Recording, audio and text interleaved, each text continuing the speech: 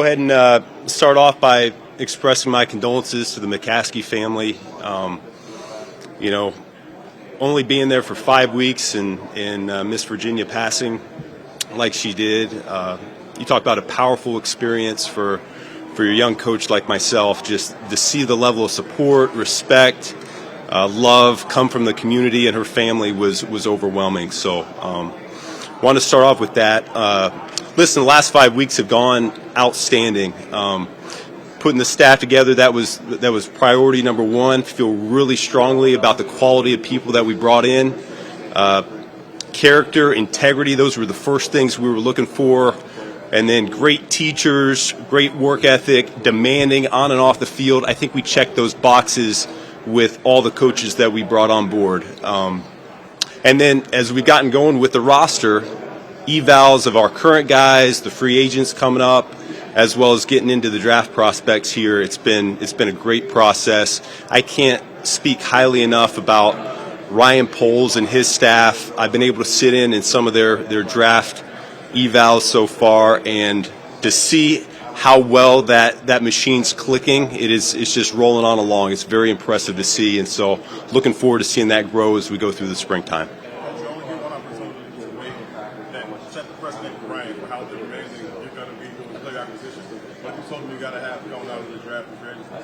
Well, we as a coaching staff, we sat down with the entire personnel department and we went through position by position what the ideal athlete would look like for each spot. We're very flexible on both sides of the ball. Coach Allen, myself, Declan, Richard Hightower, big process. Everyone's going to be heard in terms of what we're looking for, and we very clearly outlined what the ideal look would be in terms of attributes, height, weight, speed, in terms of makeup, which is of critical importance for what we're looking for. But at the same time, if it's a good football player, we're going to make it work as a coaching staff. So there's a balance going on with that, and I think the dialogue's been very, very, very healthy so far. How much of a change is it from the influence that you had in personnel decisions? Listen, everywhere's different, and this process is a little bit different than what I've been a part of. It was different in Miami. It's different when I first got to Detroit. It was different when I left Detroit. And so whatever way you go with is your way. And I feel really good about the voice that not only I have, but the rest of the coaches are going to have in terms of picking these players. Dan, Ryan talked about your vision of establishing a foundation for Caleb. What are the steps right out of the gate that you did to kind of lay out with that? Well, the springtime, not just for Caleb, but for the entire team, is we're going to go back to the basics, and that's the fundamentals of each position: blocking, tackling, catching the football, running after the catch, ball security. We're going to break it down to the studs and work to develop it from there. And so for Caleb, it's what are the important things about playing the quarterback position at the NFL level? It's as simple as the procedure of the huddle, breaking the huddle, cadence, motion shifts, all those things that can help attack a defense that we feel like can take another step here in Chicago. That'll be the starting point. And we'll look to build around him as well with the talent level and the rest of the support staff. When we talked to Dennis Allen,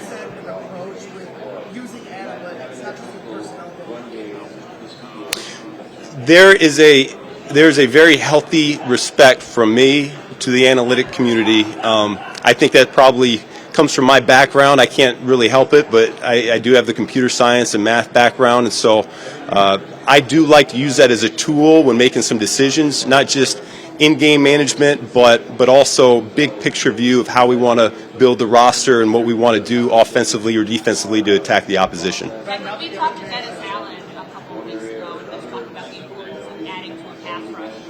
When you hear a player like Miles Garrett might want out of Cleveland and he wants to trade and go somewhere else, what does that do for you, knowing that that's a position of need and that you're in a position now where you probably have more influence over being able to add a player of that caliber? Yeah, listen, talking with DA has been very enlightening because we share the same mindset when it comes to defensive football, which is we want to affect the passer. And there's a lot of different ways you can do that. Certainly up front, the pass rush is the primary thing you think of, but also on the back end, it's challenging the receivers and disrupting the timing. And so when we look at guys that are available, absolutely. We want to upgrade the pass rush, and we also want on the back end to be able to come up and lock down receivers as well. So it's that fine balance and marriage between the rush and coverage that we're looking to augment. Your offensive background, you think of the quarterback, you think of those defensive linemen. What are some of the things that you think, I don't want this defensive lineman on the other side of the line? These are the guys that I don't want to face as a quarterback. They're those kind of the guys you're looking for, and maybe more some of those fans. Yeah, but I understand where you're coming from with that. Yeah, we want playmakers all over the roster. Doesn't matter, offense, defense, D-line, secondary, we want them all over the place.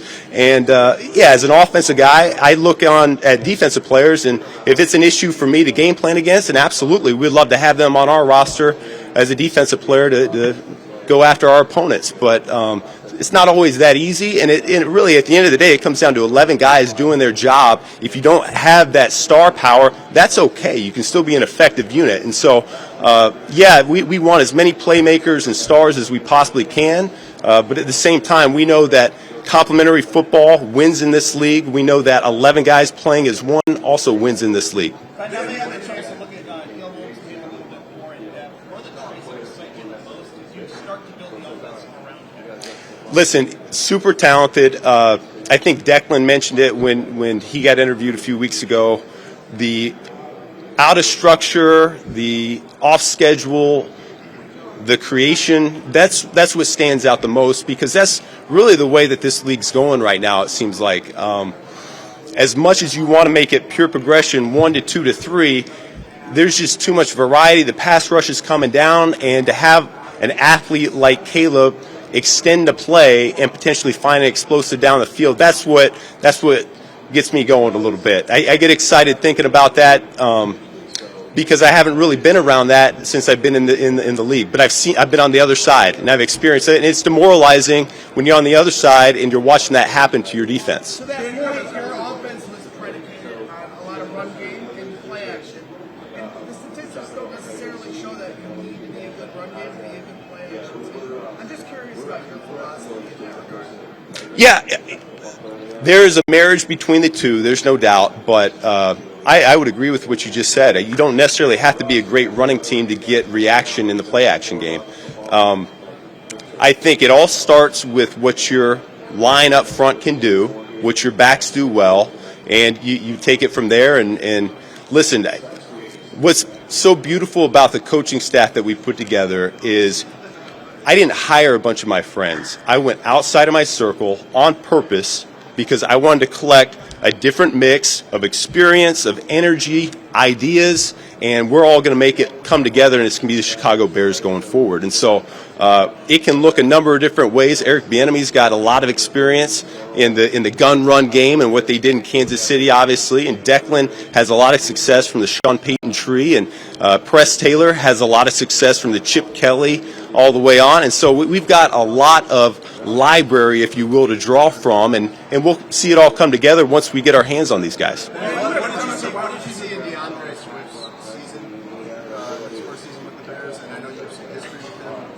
What potential do you think there is for him to be more effective? Yeah, so I was with Swifty when we first drafted him in Detroit a number of years ago, and I followed his career even after he left Detroit, and think very highly of him. He's an explosive athlete.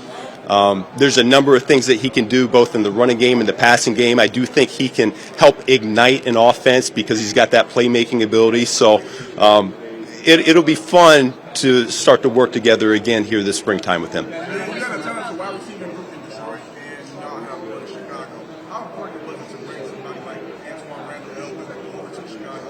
Just over your history of how the world is. Listen, L's a stud, and that's one of the reasons was not only will he help me out tremendously, but he's going to make this offense, he's going to make this team, he's going to make that receiver room better. He's going to leave it better than when he found it. I know that for certain, and it helps that he's coming home too. So I'm really excited about him being able to get in the building, be around these players, because he's got a special energy and aura about him that just rubs off on everybody.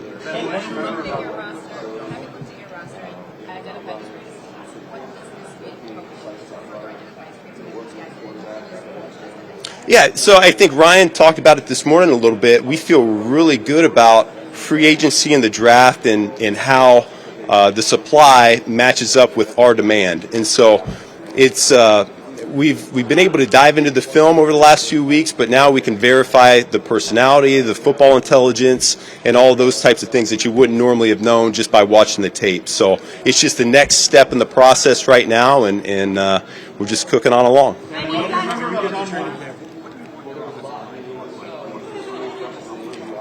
You want names? Is that what you're looking for? No, I mean, Is it? whatever your vision is, we'll think about it. Listen, yeah. And if you want to give names, go ahead. We want a physical group, all right? It starts with that, and that's not just the offensive line, that's the entire team. DA and I have been talking about what that looks like on defense. It's going to look that way on offense. Starts in the trenches up front. We talk about finishing in a dominant position. We want to be around the football. The best football players, they finish around the ball. And so that's what you're going to see from our unit, the 5 guys that we roll into. And it's not even just going to be 5. Last few years, it ends up being 6, 7, 8, 9 guys end up playing significant number of snaps. So we've got to find those 5 best guys, but we also have to get a good bullpen, if you will, ready to go in at a moment's notice. And to that extent, all 3 interior starters are up for free agency. Is it realistic to think you can flip that many offensive linemen in one free agent draft period, or how do you envision that working? Yeah, I think it's been done before, right? I mean, I think there's a number of teams that did that last year. The Panthers come to mind when they went out in free agency and got a couple top guards and really changed the dynamic of their offense, and you saw them clicking there in the second half of the season once they started to really gel. So there's no question that you can change the dynamic of a room just like that. That particular room, it does take a little bit of time for 5 guys to come together, especially if you have to deal with the attrition and the injuries, for 5 guys to be working on the same page. It's when you watch the tape and you come away with, I think I made this statement in my opening press conference that that's an area we have to get better.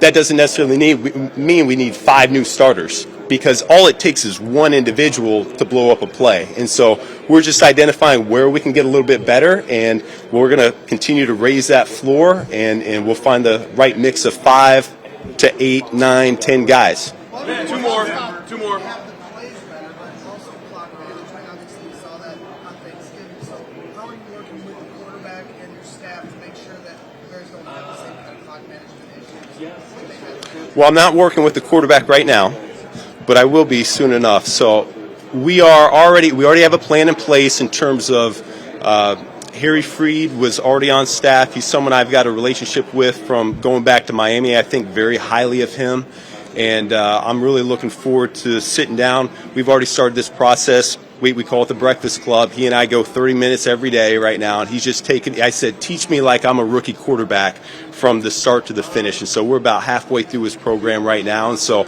once we get through that, we'll make a decision on where we want to go in terms of when the players get in and educating them on how we want to handle the situations that can pop up and potentially win or lose ball games for us.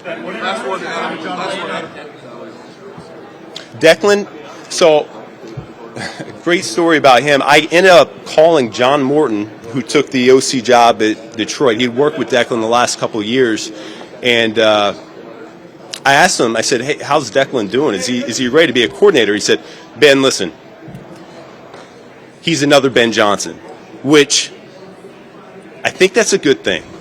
I'm banking on that being a good thing. So, listen, I think he and I are a match made in heaven. He thinks very much like me. It's been awesome getting him into the building the last few weeks, and extremely detailed, extremely organized. The age does not matter. He is going to be respected by not only the players but also his fellow coaches as well. I can already see that coming into place with the coaching staff meetings that we're having right now. He's very well informed. It's just like anybody, if you can help make the people around you better, they're going to find value in you. And so that's what Declan's bringing to the table for us right now.